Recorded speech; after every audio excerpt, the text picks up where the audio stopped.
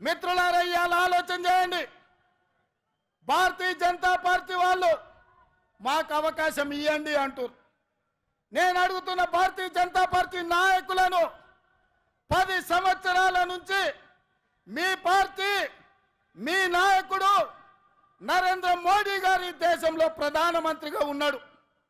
నిరుద్యోగ యువకులకు ప్రతి సంవత్సరం 2 కోట్ల ఉద్యోగాలు ఇస్తా అన్నారు.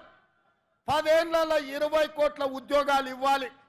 మరి ఇవాళ నేను అడుగుతున్న సిగ్గులేని కిషన్ రెడ్డిని పార్లమెంటులోనే ప్రశ్న అడిగితే 7,21,000 ఉద్యోగాలు మాత్రమే ఇచ్చినామని భారత ప్రధానమంత్రి నరేంద్ర మోడీ గారు సమాధానం ఇచ్చారు.